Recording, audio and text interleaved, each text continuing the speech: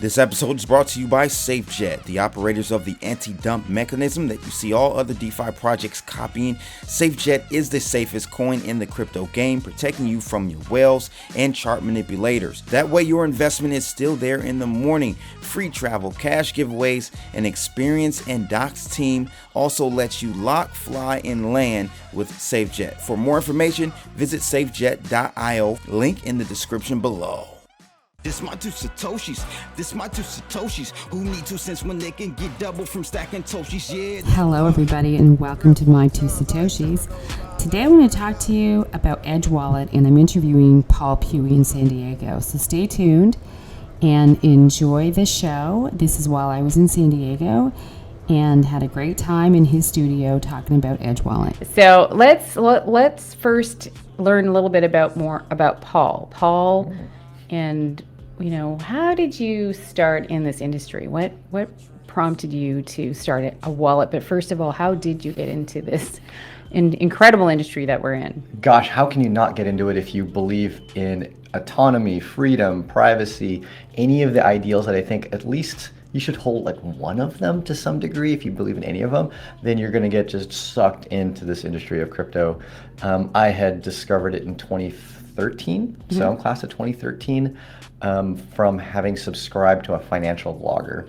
And I used to work in Silicon Valley. I owned some shares, stock options, whatnot, and was slowly kind of not really trading, but occasionally selling some shares, maybe investing in a few other companies. And I ran across a stock blogger, investor, trader, and just started kind of subscribing to his weekly or bi-weekly blog. And one day he just suddenly said, I'm putting Bitcoin on the portfolio, roughly a couple percent in the portfolio. And he didn't say what it was. He didn't say why he was doing it. He didn't say where to even get it, because you couldn't get it on like your E-Trade. There were no EFTs, and there still are no EFTs, but nothing even close to it. There's no like a Grayscale Bitcoin Trust. And so I did my own research, discovered how empowering it can be, how disruptive it could be. And that's kind of the rest is history. I had to leave the job and industry I was currently in and somehow get into this space. And so very distracting in one way, if you're kind of doing other stuff in your life, distracting, but also really exciting. But a good distraction. It's a good distraction, a really exciting distraction. And became part of the meetup scene, especially. I really love the community of Bitcoin and crypto. Started helping organize some meetup groups and met a bunch of great people from there. And like I said, rest is history. Yeah, and the education part of it is so important because, I'm hoping, the viewers out there, they're learning. I have a lot of viewers who are just learning as well. And awesome. And don't worry, guys, there's lots of education out there, and reach out to people and companies like this that are willing to provide that, because you do meetups here in your headquarters in San Diego. We do. So about 1/3 of the space in our office we kind of haven't moved into yet, haven't grown into yet. And so we're actually using that as a meetup space. And it's great. It's got a little auditorium, podium, stage, projector, and whatnot. And we've invited, dozens of guests to come by and speak. Some are local companies and projects. Some are from around the country. Yeah. We've had Natalie Brunell just recently came out and spoke. We've had Isaiah Jackson from, he wrote the book Bitcoin in Black America. Oh, that's fantastic. Haley Lennon, a really established lawyer, formerly from Coinbase as well. I'm forgetting some of the other firms. Currently with Anderson Kill, law firm that almost exclusively, but definitely specializes in a lot of cryptocurrency cases. So had a lot of great speakers come out. Attendance has been exploding. We had over 160 RSVPs just a few days ago from the last fantastic, meetup. And other meetup groups also come through, not just the one that I've been an organizer of. Crypto SD is a big one. They do a lot of workshops, educational content, teaching people how to use crypto, how to use DeFi. ETH SD, so an Ethereum San Diego meetup group, has also come by, and they're great on more technical workshops. They taught people how to write code to mint NFTs. So I think the community is growing, it's thriving. I'm excited to help bring that out in the community here of San Diego, and so it's been awesome and fun. That's fantastic. Yeah, like again, education. I can't say more how important it is. I used to do a meetup in Ottawa bi-weekly, and but to have Oh, you over did that bi-weekly. Oh my God. enthusiasm and, Yeah, and the yeah, love for energy. it. And even though I would sometimes have 3 people show up and it's minus 24 Celsius degrees Jeez. outside on a Wednesday night, I'd Can you still convert? go. Can you convert that to American temperature for us, Right? Amina? What's minus 24 Celsius Yeah. roughly? It's I don't know. It's like minus cold and a half. Yeah, It's it's really like all- cold. It's so cold. Yeah. But it's just the love of it, and also having a platform, a place where you know someone can rely on you and be there no matter what. So Yeah. it was great. It really worked well for me, and I learned more. I think from my meetup members, it was just tremendous. So, but yeah, and.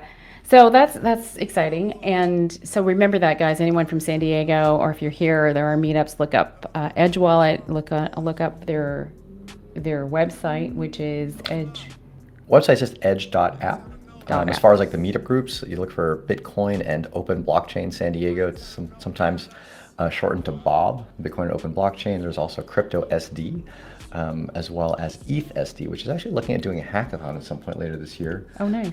So yeah, I think the community's growing, thriving, and definitely if you have a project also in the crypto space, want a bit of exposure, let us know. We can probably get you on one of the meetup groups to speak at one of the events and present what you're working on. Oh, wonderful. That's a great idea. Yeah. So getting into a little bit about the wallet, anything new that you're working on or you can talk about?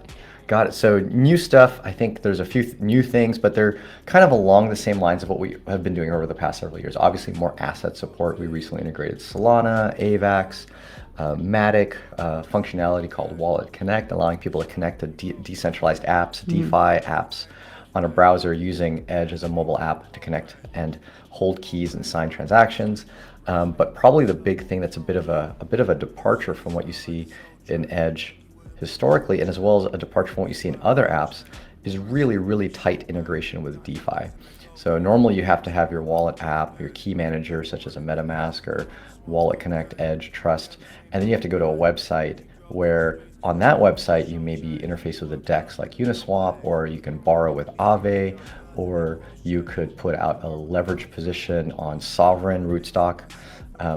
But now we're going to integrate that directly in Edge. There's no, have the app on your phone and then go to a website and then possibly for borrowing. So you say you're borrowing some dollars using crypto as collateral, you then have to go to another app to sell that into your bank. All that fully tightly integrated in Edge where, in a couple taps you can do things like take out a loan or a leverage position and never have to leave the app. That's kind of what's on the roadmap. Yeah. All the different types of DeFi we haven't really shared with the public the different protocols that we're going to be integrating, but know that close knit integration with DeFi is kind of our big focus over the next year and a half, 2 years. Oh, that's great. So you're on the cutting edge of it all. That's fantastic. And that's a big, that scope is quite large where that industry is going. So it's nice to hear that. Yeah. It's replacing traditional finance because now it's just not just holding store of value and sending and receiving. That's kind of the foundation of Bitcoin, right? Mm-hmm. Great, awesome store of value, then send and receive the funds. But if you think about our current world and how we use money, we don't just use money to be sent and received or to just hold. We also need financial instruments on top of that money. I call it like the financial stack, like tech stack, technology stack. This is a financial stack. And anything above payments, sending, receiving, and store of value haven't been well implemented such that we're able to replace the traditional finance. So while we have this decentralized money and payment, we end up using a bunch of centralized services on top of it to give us broader functionality, such as obviously A, trading, going to and from different assets, and then B, being able to do more advanced trading like leverage positions and whatnot, and C, more financial services like loans and yield earning accounts. That layer on top now is getting replace the traditional finance or centralized finance with more DeFi, decentralized finance. Oh, that's awesome. Yeah, working excited hard. about it. And the industry's working hard. We're obviously a piece of it, but I think obviously the deployment and the creation of these protocols and DeFi functionality blew my mind when I saw it actually come Yeah. about. I'm like, oh my God, we're really replacing, traditional finance. And that's what I'm excited We about. really are. And, for people to start to learn and understand this, it is a game. It's a new wheel. It's a new wheel being designed. And, bringing, for me to bring people like yourself on the show and to learn about, you're hearing it firsthand from, people who've been in the industry for years. And 2014 is when Edge started. Yeah, Edge started in 2014, originally called Airbits. And we were at what I call the bottom layer of the financial stack. It was holding your funds in a good, secure, easy way, not having to deal with the private seed, writing down seeds, which people frequently mess up, and then payments. So like that bottom layer of the financial stack, money and payments. And then with Edge, we've now kind of taken over more of the financial stack and pivoted to now offering not so much payments per se. We still support payments. You can still send and receive your funds in and out of Edge, but more focused around exchange functionality, more financial services functionality. That's where the company has shown more notable growth when we really expanded that functionality to what people are looking for today, because payments are still a bit early for Bitcoin and crypto. Yeah, no, for sure. And so listen, folks, get in on these shows and listen and learn, because you couldn't have been in a better position and place to start learning, as the world is changing, and it really is. It is. Yeah. Yeah, we're seeing it change in some ways motivated by Bitcoin and cryptocurrency, and in some ways by other aspects of our world. I think no one listening to this can say that the world hasn't gone through some major changes, especially on the political front over the past couple of years. And crypto and Bitcoin are just kind of wedged right in there, almost like a wedge, exacerbating some of those changes and pushing it in certain directions that I think are, generally speaking, favorable to mankind. Yeah. So Yeah. cracks are appearing in the way the world kind of operates, and crypto's in there to just shove it and make sure it cracks in a way we want it to crack. Yeah, which is, it's incredible, because, to see it, the growth as it, like you just described it, we haven't really seen something the way it's happening. And it's incredible because there's so many positions and things to be created yet. So we're all able to get into this world of the digital golden age, as the way I like to call it. And there's something for us all in it, which is really what's wonderful about the whole thing. Yeah. And so is there something you want to talk about specifically? Like, because, again, a lot of followers here that are new and learning, and education is what it's about at this stage, I think, with where we're going.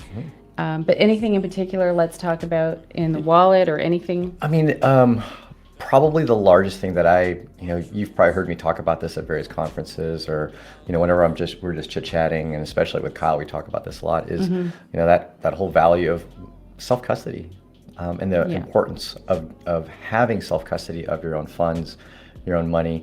People talk about like own your data and whatnot. There's some definite value in that, but let's start with our money.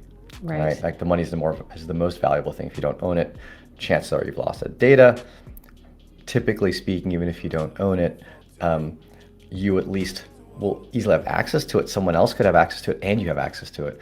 But when you don't own your money, that money can just be taken from you, and you don't have access to it either. So it's the thing about data. Data you can kind of share, and multiple people have access to it. Money, it can be taken, and then it's gone. So interesting thing about crypto, it's the first time that data equals money, meaning that this little string of data can suddenly be worth as much in value as you can afford to own. Right? Pretty much infinite amount of value you could afford to own could be in the string of data. So securing that, while challenging, very, very worthwhile. It's some of the focus we've had since the early days of Airbits. Let's make a system, a platform, a user experience that's familiar to people, but still gives them the autonomy, the control of their own funds to gain the benefits of what even makes crypto interesting in the first place. If you couldn't self-custody Bitcoin back in 2009, then I guarantee you that technology wouldn't have been disruptive. We wouldn't have conferences like practically every day of the year. Like pre-COVID, and now we're kind of entering post-COVID. I feel like every day of the year there is an event, a conference, definitely a meetup. It's incredible. Right? Like we're already talking about, are you going to this? You're going to this? Oh, I can't because it's overlapping with this. And but that would not be happening if crypto was not a technology that allowed you to own your own digital money.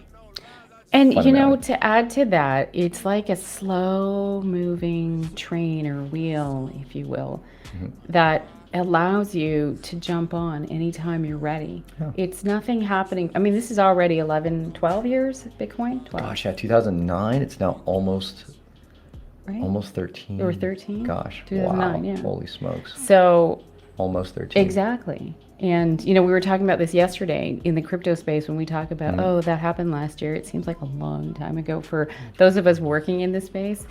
But it is moving along fast, but slow, if you will, because there is a lot going on. There's a lot being created, you know, when you're talking about a new wheel and a whole entire global world economy that's building on it.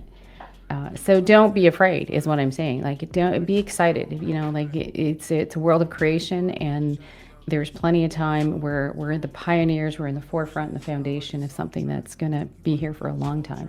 Yep. He said, don't be afraid, although it definitely can be scary to a lot of people. Yeah. Like, unlike a lot of people said, gosh, like social media was adopted so quickly, it came out, and before you knew it, you had millions of users.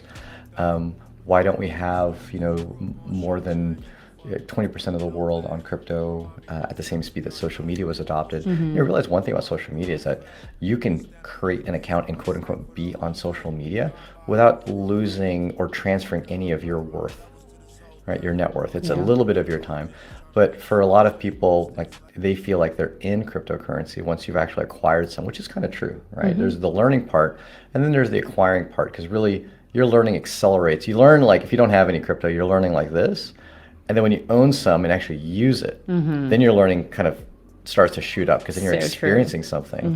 How many times have you heard, you know, like your kids, like, you know, you go to school and you're in the textbook, but until they apply the math to build something, Right. it's just all theoretical. Exactly. You know, until you can touch it and feel No, it. it's true. And it's like my meetups, we used to, back in the day, we used to exchange Doge. Yeah. So we'd say, just download this wallet. I'm going to send you some Dogecoin. And back then, you'd send like 5 cents, and they'd have like, you know, 500 Doge or whatever Yeah, it was. exactly. And but that's how they learned, Yeah, you learn by doing. just by doing Yeah, it. So you have to learn by doing. And so yeah. might feel a little intimidating, but you can start small, like especially with currencies like Doge. You don't need to sink $500 into it. You could sink $5.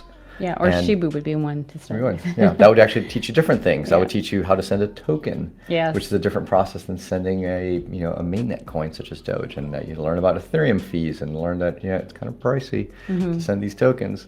So yeah, there's a lot to be learned. Part of me, you ever at times, you got in pretty early as well, right? Like what year would you say you started kind of To be actually learn about it? investing was 2017, and learning. I mean, I did start learning originally in 2000, probably 11 or 12. Got it. So I Yeah. feel, you ever feel like it's like, gosh, what would it be like to start learning today Right. versus learning in 2011 and 2012? So I feel like There's a lot you can learn today. so there's a lot more content. Yes. So like you have more people to learn from. That's right.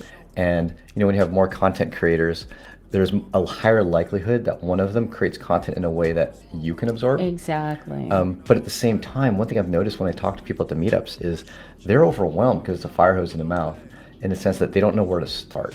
There's That's just right. too much. The industry's grown so big Yeah. that you kind of don't know where to even start to learn. Like a lot of people get into NFTs outright, but they don't actually know what's the underlying tech underneath it. Why are they compelling? Why is it censorship resistant? Why can I send this thing anywhere in the world with an internet connection?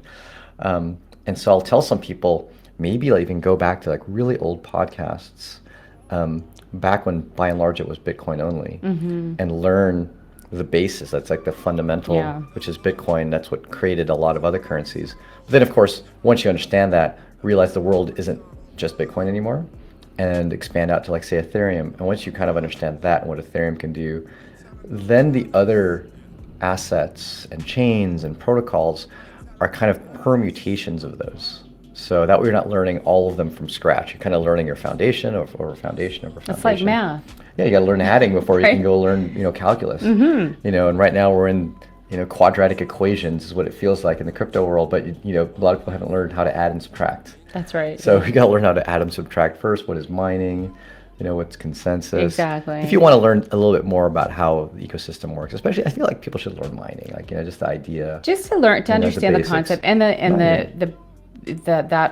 moving part that is so essential. You need a miner to create the actual algorithm or asset. Yeah. So that's where it starts. Everybody is with the miners, so we all need each other. Yeah, we need a little bit of that info, and that's what a lot of non-technical people question. Like, where does the money come from? And they think, why? How could it possibly have value if it comes out of thin air?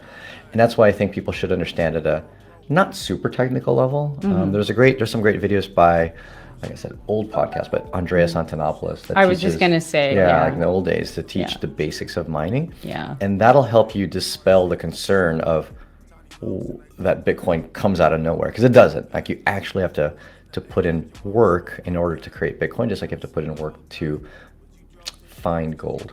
Exactly. Right? It's the same work. Yeah, there is work involved in it. Truly, to put value onto anything, it's always about the human component, what we decide has value. That is added to it, and that is to anything we've ever used as a currency.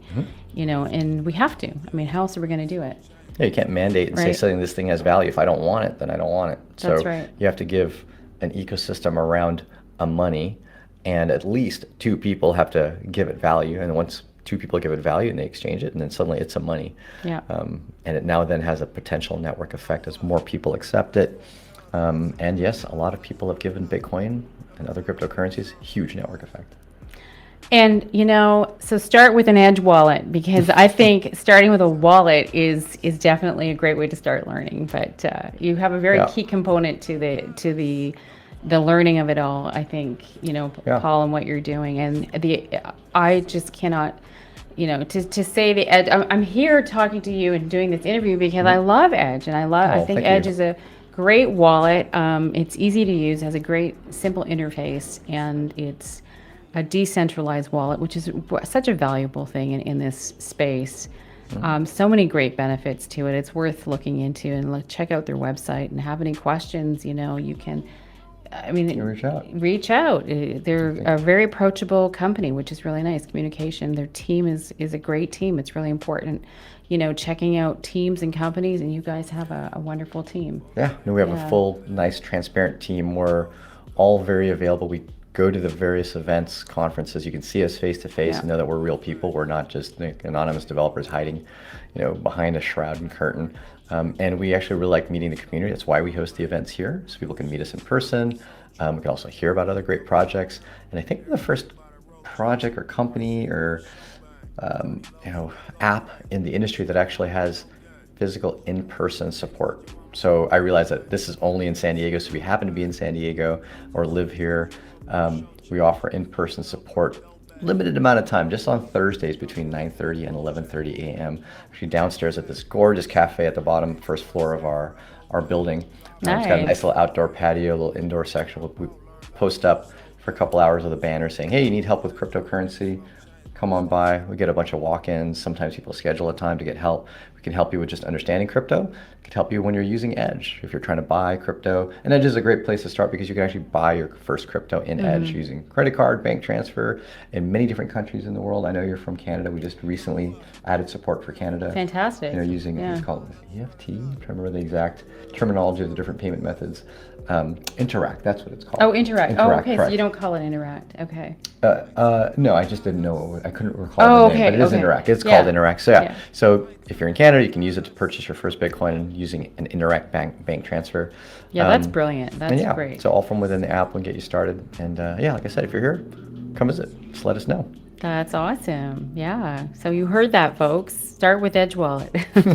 Thanks so much, Amina, for sure. Yeah. No, thanks. And thanks. So that's a wrap. Is there anything you want to add, or what do you think? Nothing else I can think of other than, hope to see everyone. If you're not in San Diego, we are headed to a few other events. And of course, we'd love to see people there.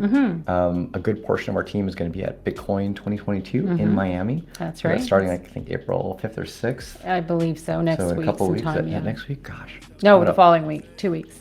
2 weeks. Yeah. Maybe a week and a half from now. Yeah. So come visit us there. We have got a booth, so you can swing by, chat with the team. There's going to be, almost 10 of us over there.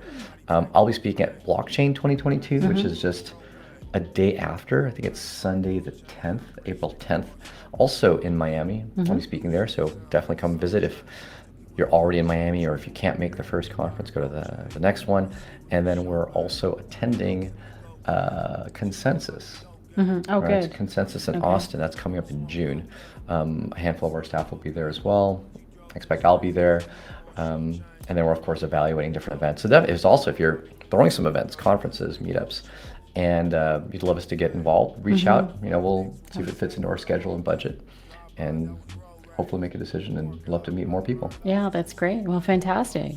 Well, thank you, Paul. This has been a pleasure to Pleasure do as this well. in person. I know, exactly. Yeah. Glad you had some good reasons to swing through California and swing through San Diego, and enjoy the rest of your stay over here. Thank you. I shall. Yes. Cool.